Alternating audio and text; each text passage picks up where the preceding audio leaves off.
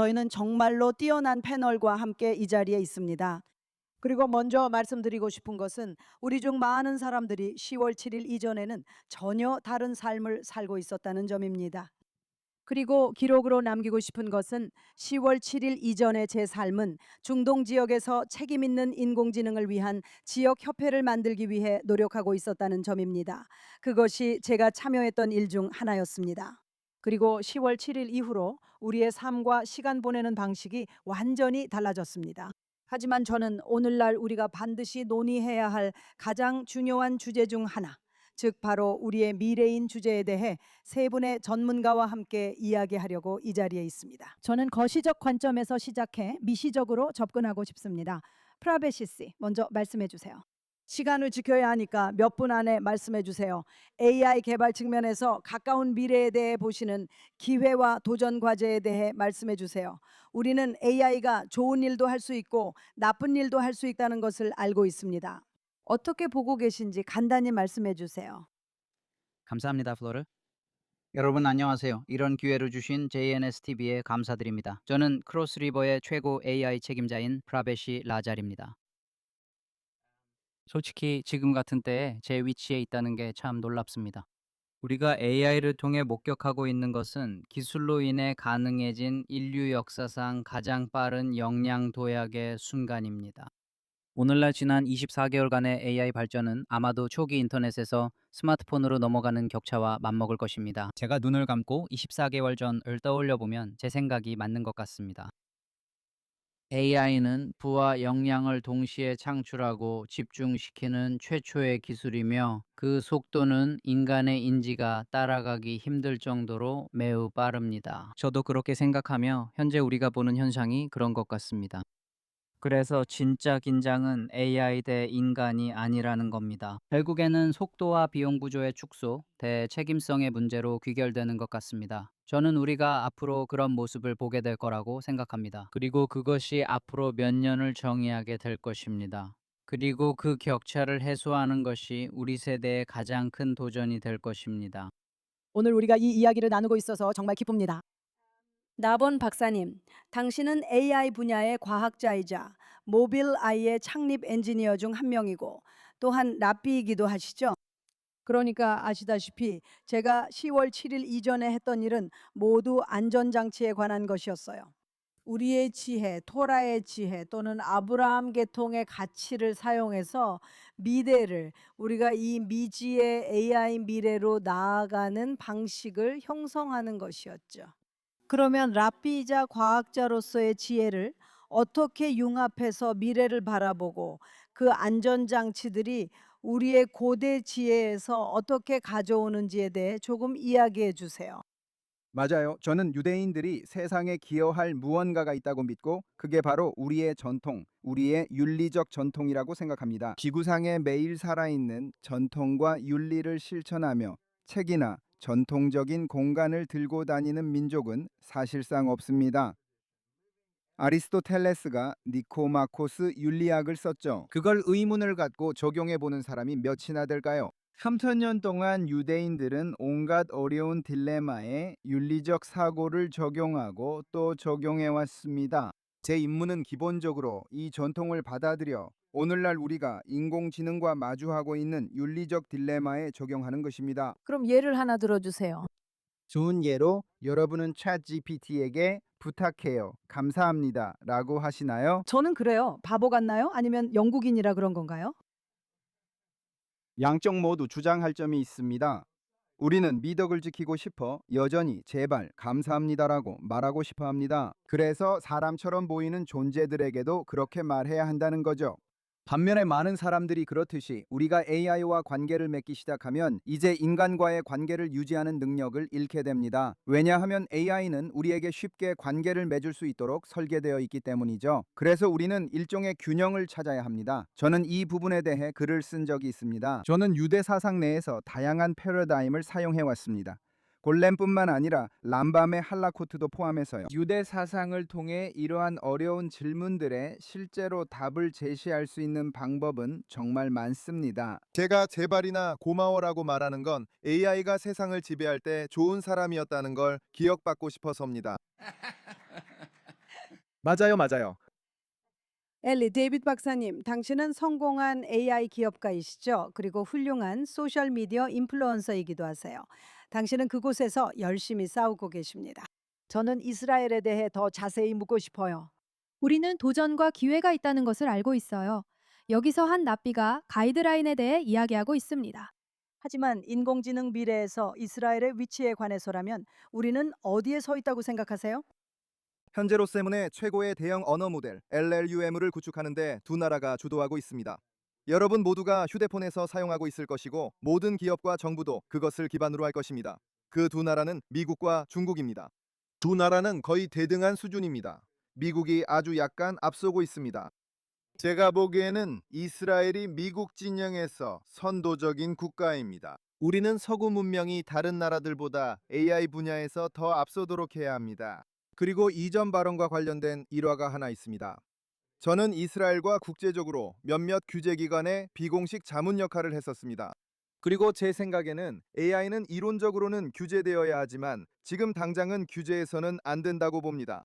지금 이 자리에서 우리가 아무리 합리적으로 생각해도 어떤 형태의 규제든 결국 AI 주도권을 규제하지 않는 경쟁자들에게 그대로 넘겨주는 꼴이 될 것입니다. 그리고 그들은 자율적으로 살상할 수 있는 AI 같은 것들을 개발하는데 주저함이 없습니다. 그래서 저는 미국의 주도 아래 이스라엘의 목표는 적대 세력 때문에 아무런 안전장치 없이 최대한 빠르게 나아가는 것이라고 생각합니다.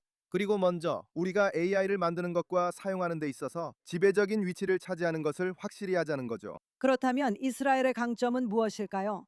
미국과 중국도 있지만 우리는 세계 최고 수준의 AI 인재 밀집도를 자랑합니다. 그게 모두가 원하는 것이죠? 텔아비브의 사로나 지역에 가보면 우리는 평방 피트당 AI 인재가 가장 많이 모여 있습니다. 사실 평방 피트마다요. 예전엔 GDP를 말했지만 이제는 1인당 더 나아가 평방 피트당으로 이야기하네요. 하지만 문제는 텔아비브의 사로나 지역에는 면적이 넓지 않다는 겁니다.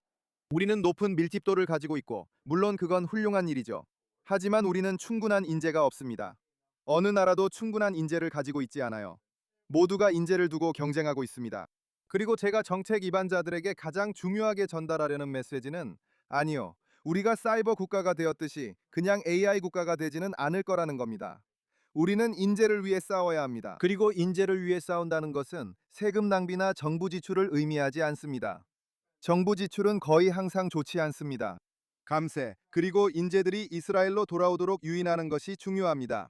최고의 AI 인재들 중 많은 이들이 실리콘밸리로 떠났으니 그들이 돌아올 수 있도록 인센티브를 제공해야 합니다. 본질적으로 두바이가 해외 기업가들을 유치하기 위해 하고 있는 모든 일들을 우리도 해야 하며 기존에 하고 있는 것에 더해 더욱 강화해야 합니다. 우리의 국내 인재들뿐만 아니라 세계에서 가장 큰 AI 칩 회사인 엔비디아도 이 인재들을 보고 이곳에 대규모 공장을 세우고 싶어 합니다. 우리는 반도체 인재는 많지만 AI 과학은 완전히 다르기 때문입니다. 모든 나라가 그 인재가 부족합니다. 우리는 인구 대비로는 가장 높지만 인구 대비 경쟁만 하고 싶지는 않습니다. 우리는 사이버 국가였던 것처럼 절대적인 숫자에서도 뛰어나고 싶습니다. 정말 대단하네요. 프라베시 의견은요? 네, 저는 여기서 크로스 리버를 미국과 이스라엘 간의 훌륭한 파트너십의 좋은 예로 들고 싶습니다. 저희 그룹 내에는 예루살렘에서 일하는 200명의 엔지니어와 AI 연구원이 있습니다. 이스라엘뿐만 아니라 예루살렘에서요. 잘하셨어요, 크로스 리버. 그리고 우리가 점점 더 예루살렘으로 중심을 옮기면서 이곳 사무실을 데이터와 AI 분야의 글로벌 우수 센터로 만들겠다는 비전을 가지고 있습니다. 정말 멋진 소식이네요. 엔비디아는 북쪽으로 가고 크로스 리버는 예루살렘으로 옵니다. 네, 괜찮으시다면 규제 완화나 무규제에 대해 말씀드리고 싶습니다. 저도 개발이 규제 없이 이루어져야 한다는데 동의합니다. 모두가 규제받지 않고 경쟁이 치열하기 때문입니다. 하지만 활용은 규제되어야 합니다. 딥페이크가 엄청난 피해를 주고 있기 때문에 반드시 규제가 필요합니다. 저는 이 기술이 훌륭하고 좋은 활용 사례가 있다고 믿습니다. 우리는 개발을 멈추고 싶지 않습니다. 하지만 특정 분야에서의 활용은 반드시 규제돼야 합니다. 물론 저도 그 점에 전적으로 동의합니다. 제 의견은 AI의 개발에 관한 것이었고 적용에 관한 것이 아니었습니다. 그리고 그 부분에 대해 말씀드리자면 우리가 이미 봐왔듯이 특히 저와 당신은 매일 소셜미디어에서 같은 싸움을 하고 있고 이스라엘에 대한 정당성 훼손전에서도 마찬가지입니다. 데이빗 박사님, 이스라엘의 AI 활용에 대해 어떻게 보시나요? 네, 우리는 항상 수적으로 열세입니다. 우리는 1948년, 1967년, 1973년에 수적으로 분리했지만 AI 인재를 보유하고 있습니다. 그 인재를 내러티브 전쟁에 어떻게 활용할 수 있을까요? 우리는 AI를 캠페인을 밀어붙이기 위해서가 아니라 봇과 국가 또는 악의적인 의도를 가진 영향력을 탐지하는 데 사용해야 합니다. 공격이 아니라 방어인가요? 대부분 방어를 위해서죠. 그리고 제가 보통 하는 말이 있는데 일론 머스크가 트위터를 인수해서 X로 바꾼 것이 테슬라와 스페이스X보다 인류에 더 큰 기여를 했다는 겁니다. 그는 표현의 자유를 지키는 마지막 보루였고 그것을 구하고 지켜냈습니다. 사람들은 타인의 의견을 듣고 싶어 합니다. AI가 저를 대신하길 원치 않는 이유죠. 저는 당신의 의견과 다른 사람의 의견을 듣고 싶어요. 그리고 오늘날 우리는 국가가 후원하는 악의적인 의도를 퍼뜨리는 많은 보트들이 있습니다. 갑자기 어디선가 이스라엘과 미국을 분열시키려는 조직적인 캠페인이 나타나는 것을 보게 됩니다. 우리는 그런 것들을 감지해 드러내야 하며 그래야 표현의 자유가 실제 사람들의 목소리로 남습니다. 우리는 서로 동의하지 않거나 완전히 다를 수 있습니다. 진짜 개인이라면 반대 의견도 괜찮습니다. 일론 머스크도 X에서 이를 잘 대처하고 있습니다. 그가 가짜를 찾아내려고 한다는 말씀이신가요? 네, 그는 제품 책임자 니키타 베어와 함께합니다. 그는 모든 봇과 가짜 캠페인을 해체하고 수익 창출을 막고 계정을 정지시키기 위해 십자군처럼 나서고 있습니다. 그는 정말 훌륭한 일을 하고 있어요. 저는 X가 아이디어의 시장이 되는 것, 즉 일론 머스크의 비전처럼 되는 것이 서구 문명과 자유로운 표현의 보존에 있어 매우 중요하다고 생각합니다. 정말 대단하네요. 프라벳이 크로스 리버는 여러 면에서 은행업을 혁신해 왔고 우리는 여기서 그것을 수년간 지켜봐 왔어요. AI와 은행업의 미래를 어떻게 보시나요? 그에 따른 위험성에 대해서는 어떻게 생각하시나요? 저희는 글로벌 확장에 대한 야망을 가지고 있고 그 모든 것을 가능하게 하는 원동력은 바로 모든 일에 있어서 AI를 최우선으로 하는 입장입니다. 크로스리버에서는 인간이 항상 기계를 통제하고 기계는 처리량을 관리해야 한다는 철학을 갖고 있습니다. 자동차 운전과 비슷하죠. 그렇지 않습니까? 당신은 기계를 통제하고 기계는 처리량을 관리합니다. 그리고 여기에서 일론 머스크와 X의 훌륭한 예가 있습니다. 왜냐하면 당신이 설명하는 것은 그 책임감을 강제하고 신뢰를 확립하는 필요성이라고 생각하기 때문입니다. 그리고 저는 그것이 바로 크로스리버의 북극성이 앞으로 나아가는 여정에서 의미하는 바라고 생각합니다. 우리는 신뢰를 확립하고 금융 서비스 분야에서 AI와 적용된 AI의 한계를 넓혀가는 과정에서 신뢰의 중심이 되고자 합니다.